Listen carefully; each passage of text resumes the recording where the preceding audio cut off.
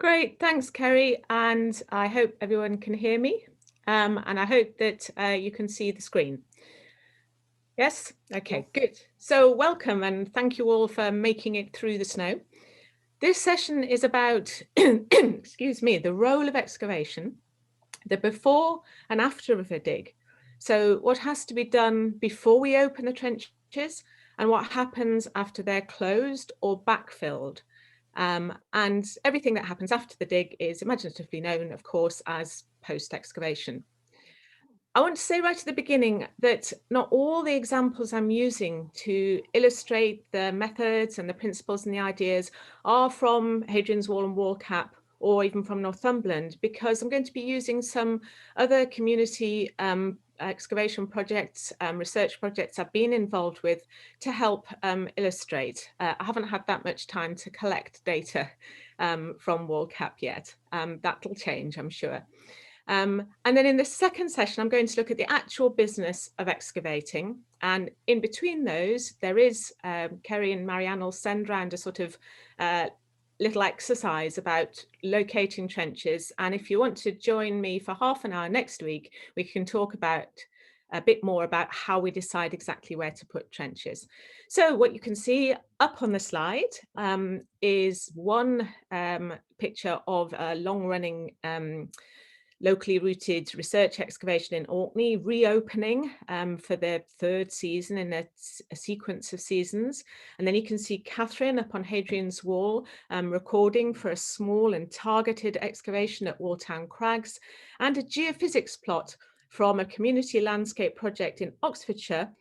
And of course, geophysics is one of the things that almost routinely now, if at all possible, is done before we even think about excavation, but I'll be coming back to that. Okay, so we're going to be thinking about the following questions amongst some others. Excavation is destructive, it's slow and it's expensive, and what follows excavation is even more costly and time consuming. So why do we excavate? And what should we do? What research and investigation should we carry out before a spade or a digger bucket even breaks the ground? And what has to happen practically and bureaucratically before that excavation can start? And then what are the sorts of questions and principles that help us decide exactly where we put trenches? And it can be really difficult actually deciding exactly where to put a trench. And you'll see what I mean later on.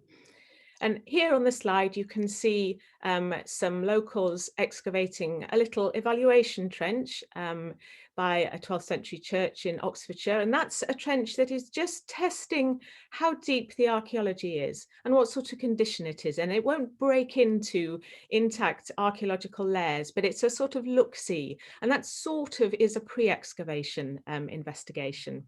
And then you can see at the bottom of the slide, someone doing ground penetrating radar, another sort of geophysics, alongside excavation. And that's interesting, alongside excavation in Orkney. And you can see the beginnings of our turf wall that we've built to act as a windshield, as well as a way of keeping the turfs we've taken off the excavation location.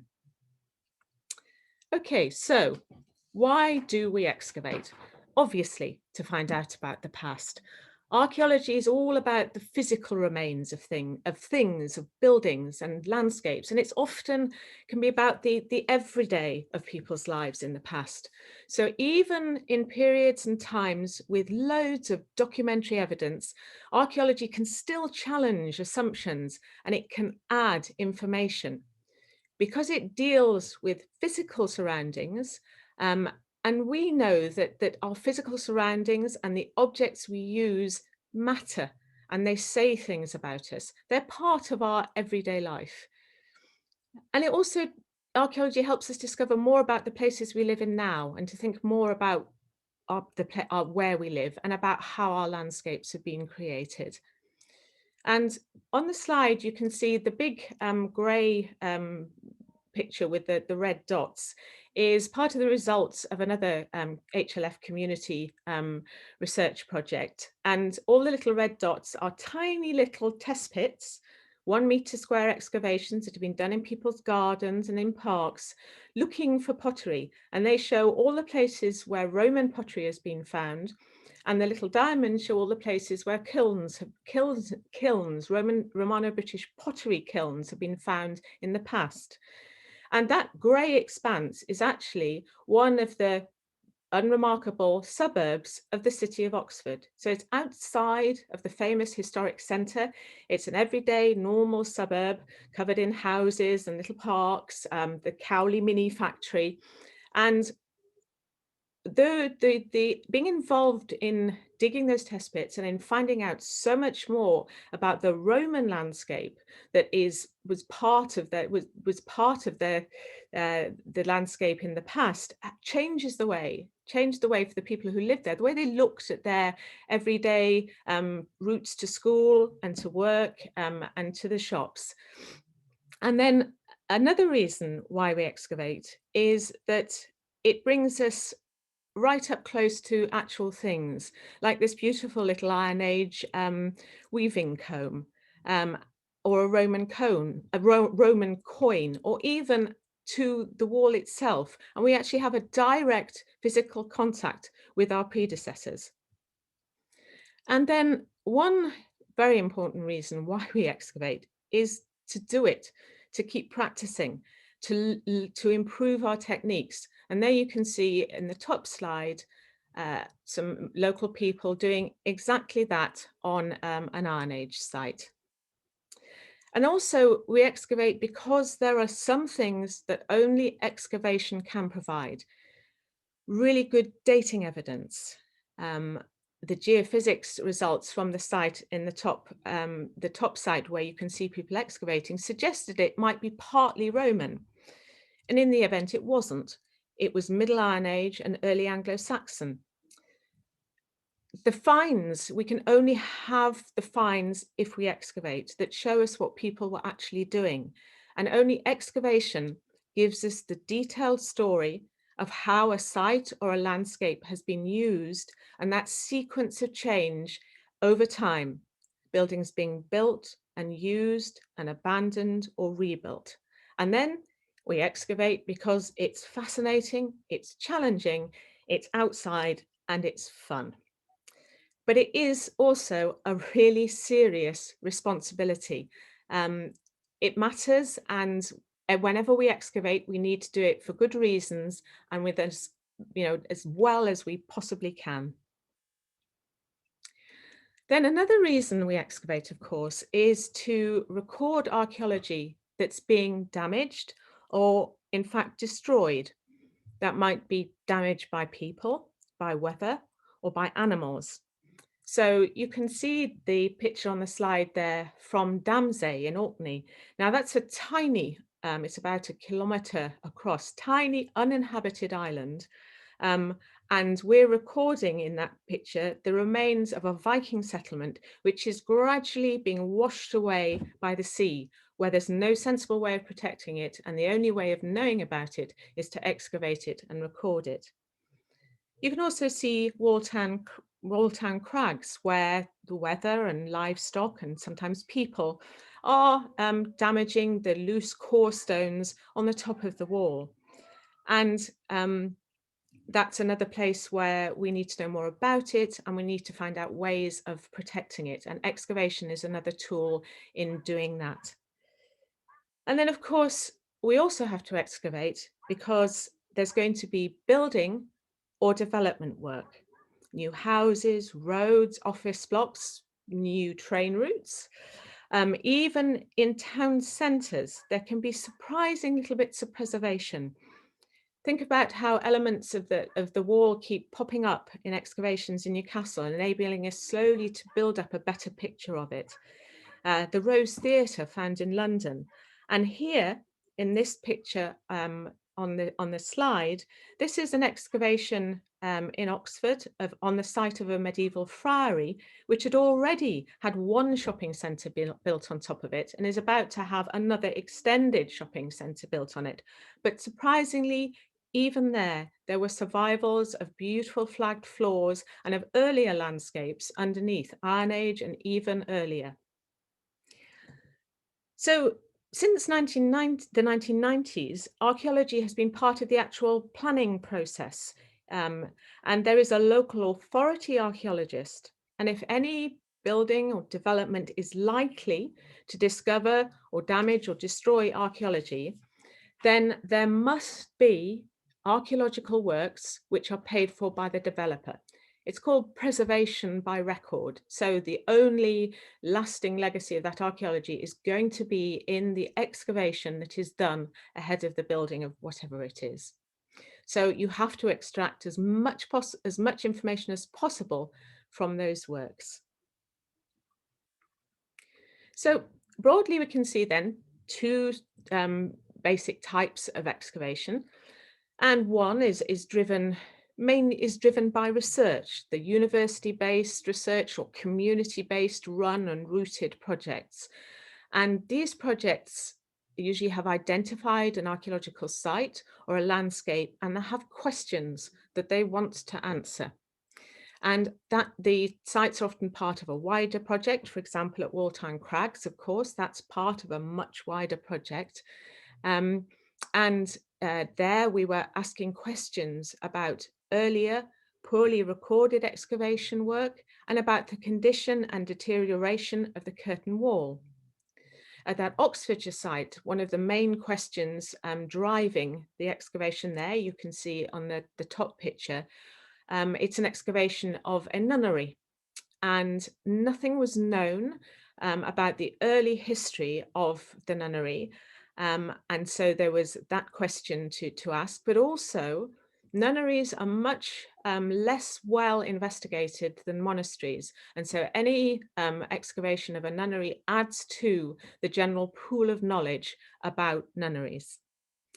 Now, these sorts of research-driven projects can be limited by their finances, by logistics, by access, but they're more and more designed by and involve local people and are driven by very specific objectives and are contributing huge amounts to what we can learn from excavations.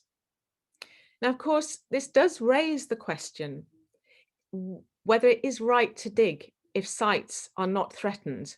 That the site at Oxfordshire was threatened to a certain extent, but not as much, say, for example, as a site that's going ahead of a shopping centre. But should we be leaving these sites for future, better equipped archaeologists who've got far better techniques for doing things? But then how are we ever going to improve our techniques if we don't get in there and keep practicing? And I know myself that I was able to really improve techniques and approaches for digging in windblown sand in Orkney and for analysing phases of Viking dry stone wall construction. We could only have done that by going in and excavating. And the other broad type of excavation is that excavation ahead of development. And here, the location is not chosen because archaeologists want to dig there, but because somebody else does. And the most interesting and core part of a site can be just outside the area that's determined for the development. And you can't go back and chase that at a later season. It's just beyond what you can do. And these investigations can be very professional and reasonably well financed and tend to be published much more quickly, but are awarded on a tender basis, so can be financially squeezed, and negotiations with developers are not always easy. However, the design of these excavations is influenced by those local authority archaeologists who have got and have developed research agendas for their own plots. And perhaps falling into the second category are those sorts of rescue excavations where you are getting in there to record as much as possible before a site falls into the sea or is destroyed finally by some other means. So it's just worth emphasizing again that with all these good reasons to dig, when we do dig, we have to dig as well as possible, and we've got to get the story out there. We've got to publish it and get the information out to local people, to the wider audiences who've got an interest. And of course, the actual field work, the digging, is only one part of the process. I'm going to come back to that long lead in to the first day on site, but I want to take a moment now to think about post-excavation, about what happens when you've finished on site. For every day on the field where we're out there digging, there have been many days of preparation, and there'll be many, many more days of post-excavation. And this is a process which involves all the elements of an excavation being processed and analysed and pulled back together to produce a report, an article, a book, a talk. It can take years for some of the multi-season research projects to do all the work and reach some kind of publication. And it has to be admitted that some projects have an appalling record in publication. So there should be a plan from the outset. You should have an idea about how you're going to get your story out there in the end, what it might cost, what sort of timings you're aiming for, and who needs to be involved. And the strands of evidence you need to bring together to do that there are a great number of them. There's all the background research that I'm going to talk about in a moment. There's all the site drawings which need to be digitized and presented in a form suitable for publication. The photographs needed to be sorted, and that written story of the unfolding of the sequence of events on the site needs to be created from all the details that we've collected on site. The written records of every deposit of soil, every structure, every post hole, every pit, and every ditch. And all the finds and the samples that are taken away from site need to be analysed by specialists and reported on. It's like you kind of explode the site, everything needs to be dealt with and analysed, and then you've got to bring it all back together again. The specialist reports can be lengthy, the processes they have to do can be expensive, artifacts need cleaning, stabilizing and conserving. Think about the Vindolanda tablets, for example. They need analysing and reporting on by those various specialists. And of course, because techniques have improved, that can involve quite a lot of expense. For example, with objects, there are all sorts of examinations now that we can undertake to do with the way they've been used. You can, for example, analyse residues on pottery to see what sort of liquids or things they've been used for. And the samples taken in soil need to be taken away because they can reveal all sorts of effects of human activity. Animal and fish bones and shells need to be looked at, human bone if there is any, and all the environmental data, the charred seeds, the plants, the insects, which can be taken from certain sorts of deposits, need to be processed. And you can see that the person on the slide there is getting a soil sample and sieving it through a sequence of sieves to get all those tiny little bits of environmental data out of the soils that have been collected carefully on site. And then, of course, there's dating, and some of those scientific dating methods that we can now apply, again, are expensive and require specialist processing, and then also quite often specialist analysis. So all of that takes expertise and expense, and sometimes you have to carefully weigh the relative value of certain things, depending on the sort of financing that you've got. And as you bring all those outcomes back together again, then each strand contributes to that final story, bringing in any of your background research and all the pre-excavation investigations you might have done. Although, of course, it has to be said, in archaeology, there never are any final stories. I mean, you know that so well from your familiarity with the wall, that there are so many debates, and new evidence can throw the cat among the pigeons, and we go on trying to make our stories better as more evidence comes in. So what sort of research and investigation should happen before an excavation is undertaken? We always begin work with some ideas about what we want to know more about, but this sort of pre-excavation phase sharpens that all up and feeds into the decision-making process, why the site's important, why the excavation needs doing, and those questions that you want to answer. And there are two main strands of pre-excavation work. One's the desk-based work, and the other is field work other than excavation. Now, the things that you can consult from your desk, obviously books, articles and reports of previous excavations in the area. And of course, there are so many that are relevant to us in WallCap. Any other archaeological fieldwork, published or unpublished, and place names can be a really interesting part of this research.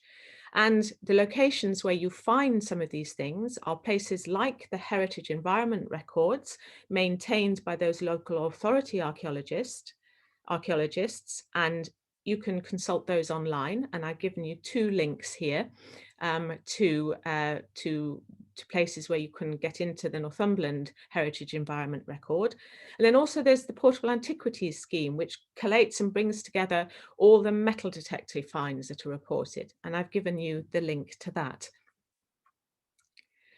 There are also the reports on listed buildings, on conservation areas, and on scheduled ancient monuments, which can shed light on things. And then there are wonderful things like the Ordnance Survey name books, the Northumberland ones, which have just been digitised, which provide antiquarians descriptions of place names, which can include references to archaeology as well.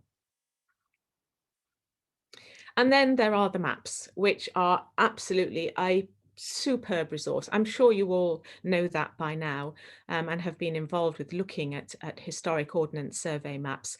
And the National Library of Scotland, and I've given you the link there, gives free downloads of a very good quality of historic Ordnance Survey maps, not just for Scotland. And then, of course, there are tithe maps, which you can find in local history collections and online, some of them, enclosure maps and awards, estate maps and plans. Now, I just want to talk a little bit more briefly about historic maps. Now, this is an 1870s Ordnance Survey map of Walltown Crags. And you can see the location of the excavation we were doing, which is about here. Sorry, I haven't got a nice red pointer like Ian. I'll have to ask him how he does that. This is where we were excavating. And sorry, here. There we go. And when you examine sequences of historic maps, you ask yourself, what's missing as you move between maps and what survives? So are there elements from the oldest maps that are surviving right through to the most recent? Or are there things that appear and so you can rule out as being historic because they appear in fairly recent maps? Now, look at two places here. There's the place up there, uphill from King Arthur's Well, and there's the place down here. And here is the 1970s map. And there you can see that up here we've got, except I can't quite, up here we've got Mucklebank Turret, Turret 44B, which was found in the late 19th century, so wasn't on the 1870s map. And down here we can see that the 1920s quarrying by the Greenhead mine has taken away a whole stretch of the wall. And here's that little stretch that we were working on at Walltown Crags. So you can get a lot of information from old maps. Then, of course, there are a whole wealth of other documents, including industrial records and business records, institutional archives, even newspapers, and aerial photographs. Now, I'm going to just do a couple of slides talking about aerial photos, and then I'm going to hand over. to Ian to talk about soils or geology in particular as a resource at this stage of the pre-excavation investigations. So, crop marks are incredibly useful to archaeologists. Crop marks happen when there's the different growth of crops or grass over buried ditches or pits, or over wall foundations. And there's a really nice explanation of crop marks on the Historic England website. The marks only show these marks indicating buried archaeology in an otherwise flat and unremarkable field or pasture. They only show in certain crops and in grass, in certain geologies, and at the right times of year. Hot summers are really good. And if you remember that recent hot summer where suddenly there was an abundance of crop marks appearing. Ditches have a greater depth of soil, and so the crop grows better. The crop grows less well over the less deep soil of buried wall foundations. So from the air, you get patterns in crops and grass created by visible differences in the way the crops are grown. Now, I've put up on the slide here an example from Oxfordshire. On the right are crop marks plotted on a map. They've been collected over decades of taking air photographs and collating that information. And it's a very complicated settlement site. That's probably many phases of a little settlement. At least partly it's Romano-British, and there's a trackway and enclosure ditches and little pits showing, and Romano-British pottery and a burial were found in the field. But on the other side, this is from Google Earth. And I got that relatively recently in the last couple of years, and you can see that how they match, and indeed how there are more features showing in that Google Earth image than on the collected, the sort of collated crop marks. So Google Earth is interesting. You can find crop marks in Google Earth. Aerial photographs, whether they're from straight overhead or whether they're from an angle, also are very good for capturing not that buried archaeology that is showing in crop marks, but in archaeology that's surviving as earthworks. And here you can see the earthworks captured in an aerial photograph of a deserted medieval village. It's East Matfern in Northumberland. And you can see the ridge and furrow of the fields of the village. And round here, you can see the earthworks of the street and of the various buildings and gardens of the village. And interestingly, if you look at the 1890s map, and I've kind of twisted it round so that it's on the same orientation, looking west as the aerial photograph, absolutely nothing on the map at all. And then on the right, you can see a very famous 1920s photograph of Yevering. And you can see the crop marks there. And that's a reconstruction of one of the ideas about how Yevering looked. And you can see the crop marks of the big enclosure at Yevering. Here are the ditches. And here are the outlines of the various phases of the great halls at Yevering. Okay. So now I'm going to stop talking for a while, and I'm going to hand over to Ian to talk about geology and the run into thinking about an excavation. Thanks, Ian. Great, thanks a lot, Jane. Are you happy to just push the slides on for me as well? Just tell me when. Brilliant, great, thanks very much indeed. Good evening, everybody. I just wanted to very quickly here, before I talk about some of the things that you can do in terms of preparing to do digs, is to actually talk through some of the relationship between geology and archaeology, just to give a sense of some of the reasons why, as an archaeologist, geology might be something which is of interest to you. So I've given 4 headline ideas here. There may well be more of them, but I just wanted to give you a starter for 10. And some of this we'll talk more about in the next session. We get to actually talk about actually doing the digging and how you explore things there. But this is just a very quick summary just to get the thoughts going on this particular subject. So the first and most obvious thing is that the the physical artifacts that you actually find with an archaeological dig very often have a geological source. Most obvious example of that is within Hadrian's Wall, where the physical object is built out of stone, which is a geological material. But also, for example, the example that Jane gave in the dig in suburban Oxford, where there are lots of kilns and lots of pottery. One of the reasons why that's the case is because you have Oxford clay, which is a really good source material for making pots out of. So simply by understanding the geology of an area, it will start to give you some ideas about what some of the reasons are why some of the archaeological material is actually there, whether it's local or whether it's been imported, for example. The second thing is about the landscape, that there will be a reason, probably, why a particular archaeological construction is there, that there'll be a reason why a building has been built in a particular place, there'll be a reason why artifacts have been hidden in a particular place, and the landscape gives the context within which you can actually understand that. And also the landscape and the geology have a direct impact on the soils, so the soil types are directly affected by the geology, and by implication also the biodiversity is affected by it as well. So that if you want to understand the types of seeds and plants and the types of animals that would have been living in the area, going back and looking at the geology that sits underneath that is immensely helpful in terms of actually understanding that. The next point is about dig stratigraphy, which we'll talk more about in the next session. But just to point out that the way in which the stratigraphy develops, even with an archaeological dig, has got two parts to it. One is that the sorts of material you'll find within that stratigraphy will be geologically derived. And so understanding where the material has come from will help you understand that stratigraphy. But also that geological processes, as well as man-made intervention, will be responsible for creating some of that stratigraphy. And again, by understanding the geology and those geological processes, that helps to understand and unpick the way in which the stratigraphy within the dig has developed.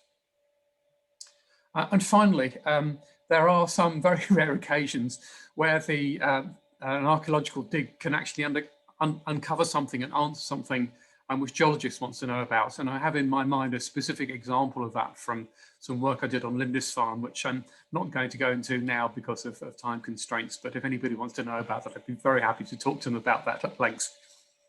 Go to the next slide, please. So what I wanted to do now is, having given you some of the ideas about what sort of reasons there are to think about the geology, is actually to give you some pointers to the sorts of things which is worthwhile going and looking at as a way of being able to prepare for a dig. And the first and most obvious of those is geological maps. The BGS provides a fantastic online geological map, which makes it very easy to actually explore the geology. And there are really two parts to that, and the BGS allows you to unpick that very easily just using simple buttons on the application. The first here is an example of the solid geology which underpins the area around Greenhead and Wooltown Crags. And there are various important things which you can see from this. One is the great purple splodge of the wind sill going through it, which relates directly to the landscape on which the wall is actually built. The other thing which you can see in here is you can see the way that the lines of geology get disrupted by fault lines. And these are quite important to understand because they give some understanding of the structure of the way in which the area of a dig might be affected. And in fact, the foss, which you saw on Jane's, or both of Jane's maps that she showed of Wooltown Crags, is something which relates directly to and if you look in the top right-hand side, you'll see that the wind sill has got a wedge which comes downwards. That's directly underneath that foss there. But there's that relationship between what you're seeing on the ground and the hard geology. Go to the next slide, please, Jane. The other thing to look at is what's called the drift geology. And this is a combination of material which is draped over the surface of the landscape by the ice ages. And so as the ice disappears, it leaves behind it a bunch of glacial garbage, basically. And also that after that glacial material and at the time that glacial material is withdrawing, that there will be reworking of that material by rivers. And what the drift maps tell you is what the sort of material that you're actually likely to be digging through is.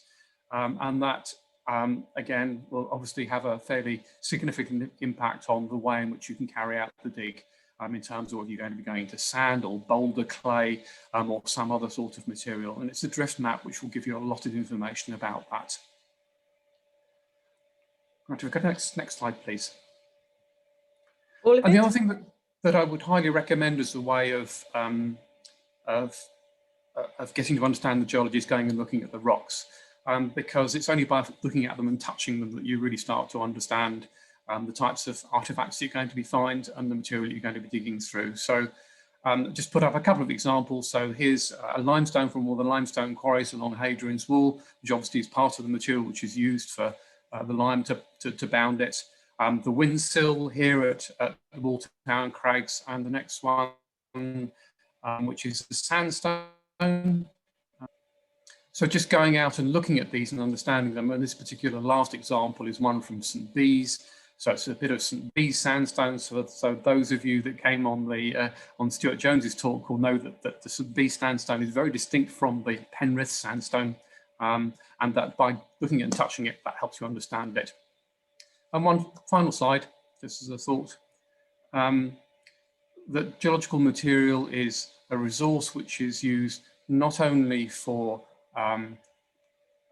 physically creating the artifacts, but also as part of the way in which you can create those artifacts. So we'll look at the next slide, which is a band of coal, which is a material which is used as part of a process in order to, for example, to do ironworking or brass making.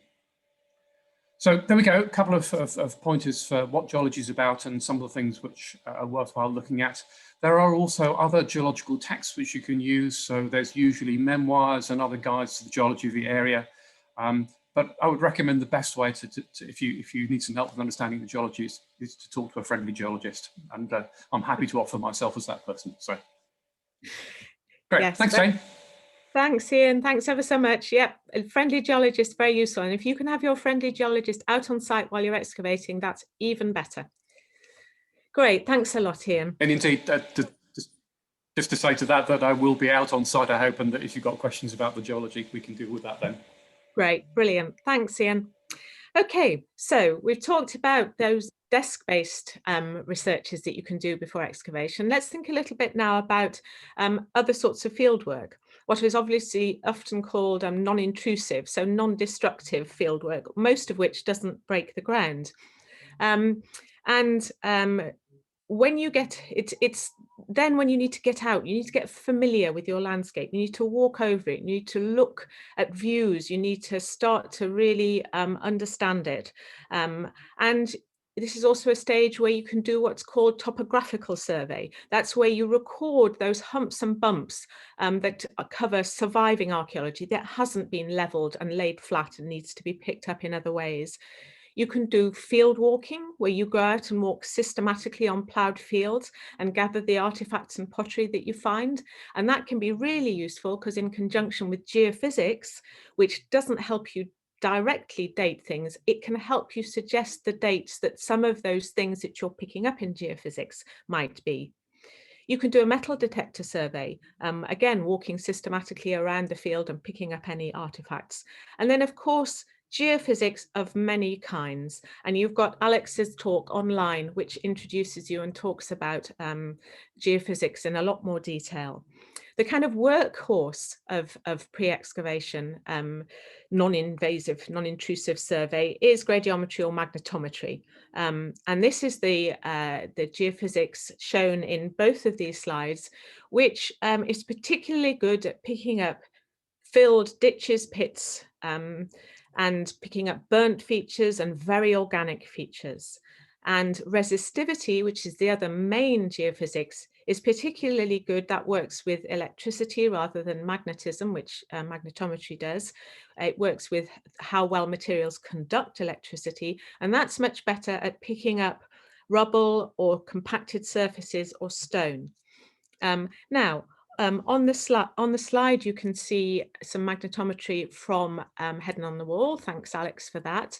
And this is over the vallum. And this is part of one of the wall cap investigations, which is asking questions about how well the vallum is surviving in pasture as opposed to ploughed fields. So these two are stretches of the vallum in a ploughed field, and this is a stretch in pasture. And you can see from the responses, even without going into detail, that it's clear, it seems to be surviving much better in the pasture field. And this is the resistivity, so the one that picks up compacted material much better, or stone or rubble, from exactly the same areas. And you can see it's picking up slightly different features, but that it correlates quite well with the magnetometry. And sometimes they will reflect quite similarly, the two processes. Sometimes they will pick up quite different things.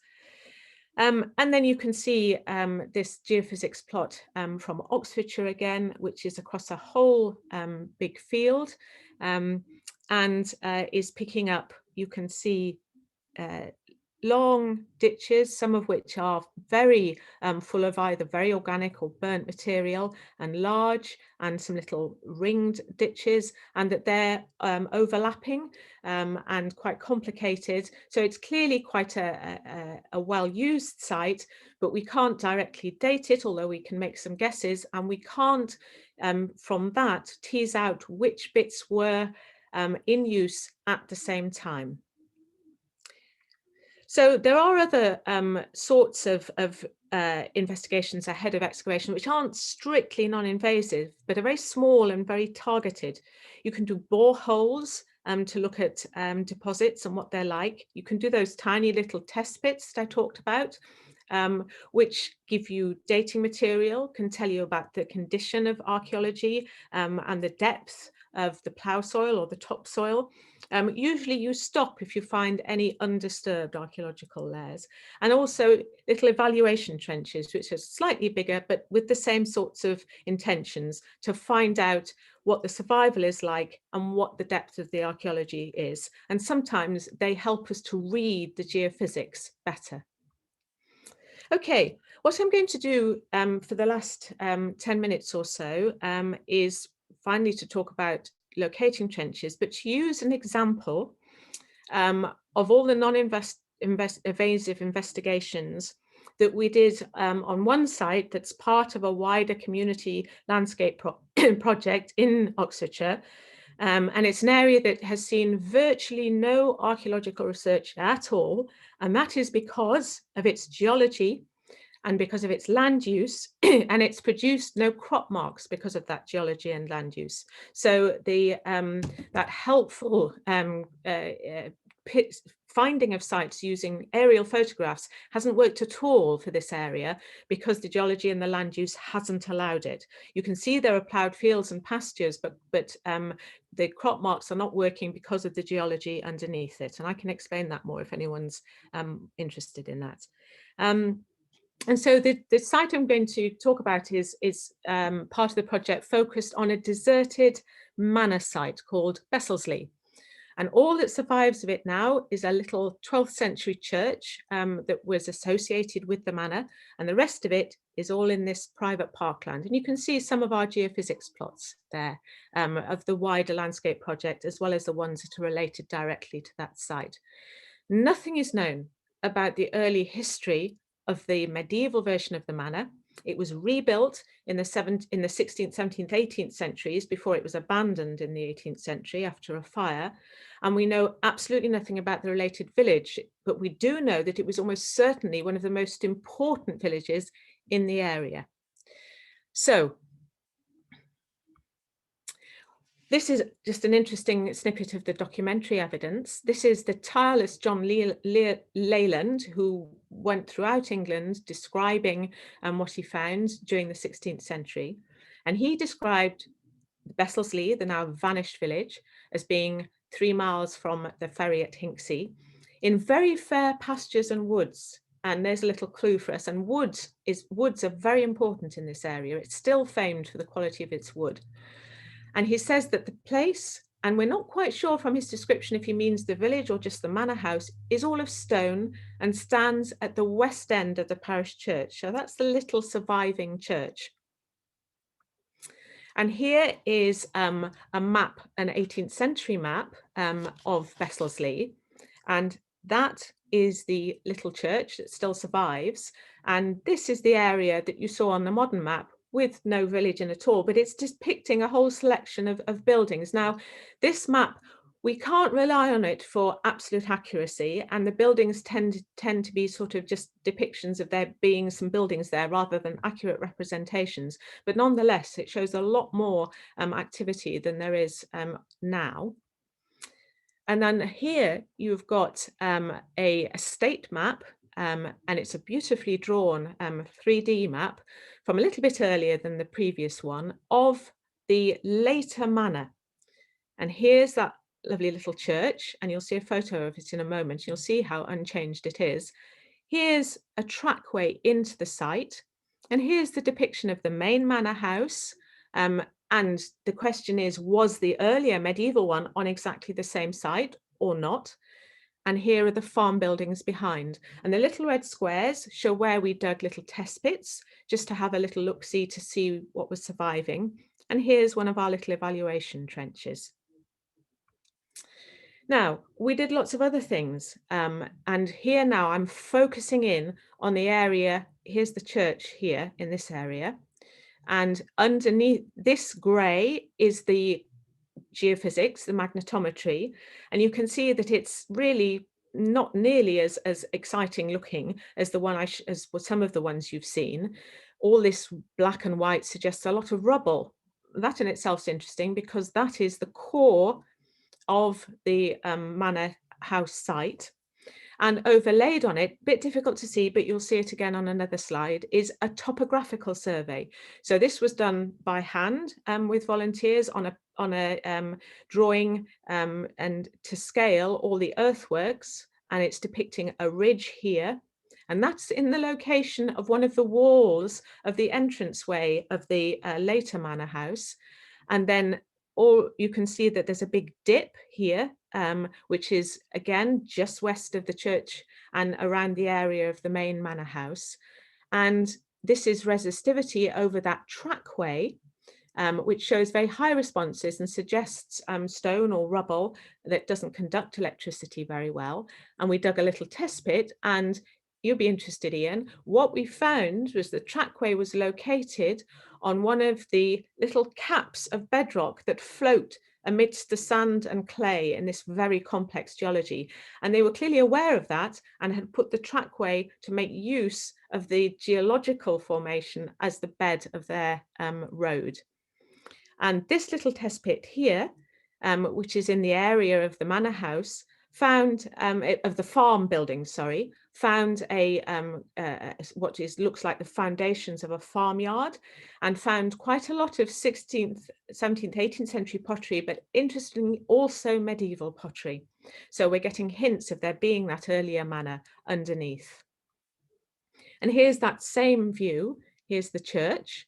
And this is the resistivity for that area. So you can see the topographical survey of the humps and bumps more clearly, and the locations of, there's our little evaluation trench. And here's a third test pit, which was in the center of the manor complex. And here we found another foundation for probably an internal floor and a robbed out wall.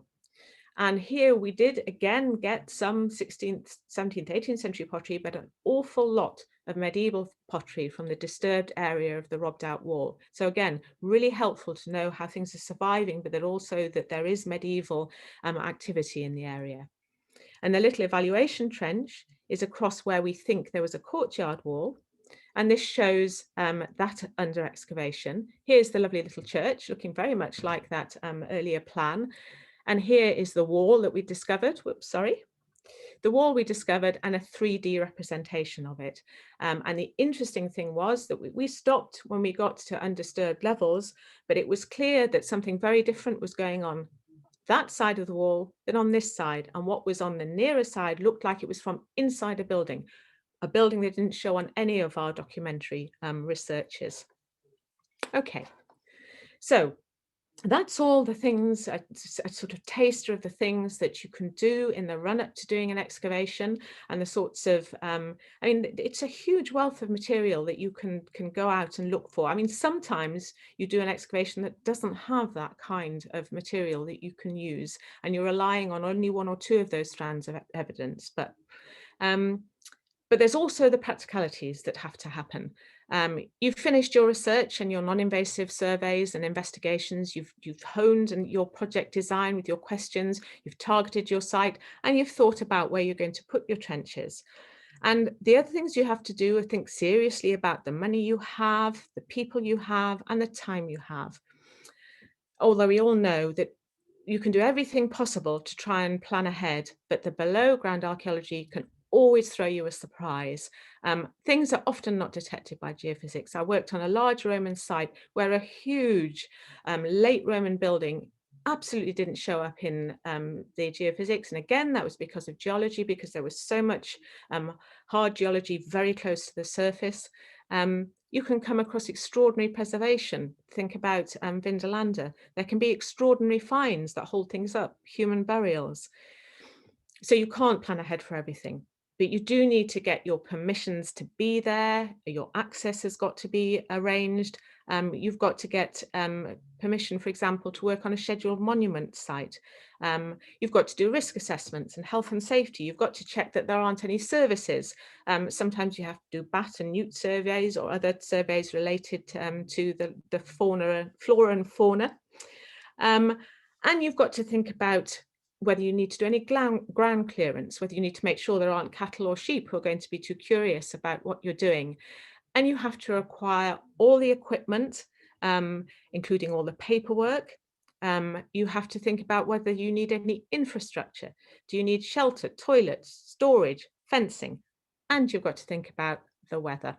And you'll know from what happened at Corbridge, and I know from several of the sites I've worked on, the weather can also be something that throws you a really curved ball. So you can see this is the nunnery site that I've talked a little bit about. This is what it looked like before we started. That's us trying to work out where our trenches might roughly be. This is bringing in the infrastructure, and that's that same site after excavation. Okay, so now I'm just going to talk for 5 minutes about how we decide exactly where to put our trenches. Because if you look at the scale, this is a large field and we can't dig huge trenches, particularly if it's a research or a community excavation. And so you've got to think about exactly where you're going to place them.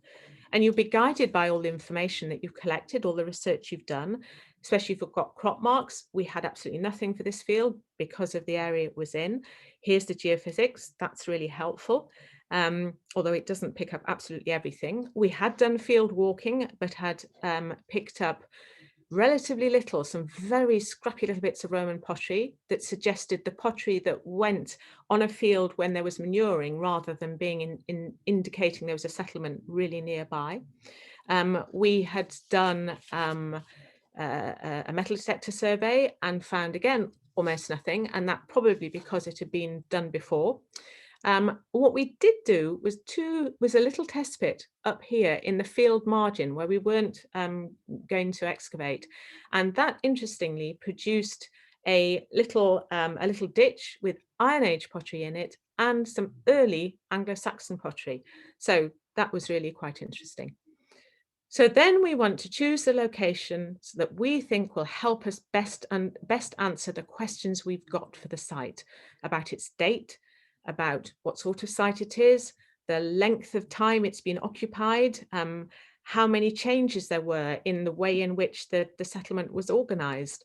Not all of the features shown in that geophysics will have been around at the same time. So all those sorts of questions that guide us where we might put them. Areas that are least disturbed, trees sometimes, not in this case, it's a field, but certainly on other sites, trees or other things can be in the way. And here, this area is sort of blanked out because the people who live nearby have a big bonfire every 5th of November, and the remains of the bonfire always go on the field in this place, and so it's blanked out anything that geophysics could pick up of the ditches or pits that were underneath that. But most importantly, we try and put our trenches in the areas where we can explore significant relationships between features that we can see in the geophysics or that we suspect might be there, and explore in the important parts of the site. Okay, so here's where we decided to put the ones on this site. And you can see the one up here is because that's a rather unusual response. These dark features here aren't buried metal, probably modern stuff like this, where you can see there's black with a bright white around it, which is probably a bit of plough or a tin can or something. They have no white surrounding them, and so they're likely to be burnt or particularly highly organic material. And in fact, it turns out that one of those was a pit kiln, an Iron Age pit kiln for making pottery. And the one down here is looking at the relationship between these ditches, these straight ditches, and this circular one. And what we found there was that this is the gully surrounding an Iron Age roundhouse, and these are later ditches, also Iron Age, which show immediately that the roundhouse was there and was used, and it must have been flattened before those ditches were dug to enclose some later fields. And we put one here because we wanted to investigate the relationship between this very exciting big ditch and these elements of ditches here and this little thing here. We're trying to sample different parts, different aspects of the geophysics.